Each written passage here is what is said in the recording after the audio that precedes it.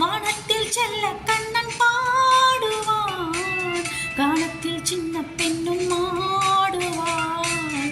ஆயர்கள் மத்து சத்தம் போலவே ஆனந்த முத்தம் சிந்தும் நேரமே மாலை நிலா.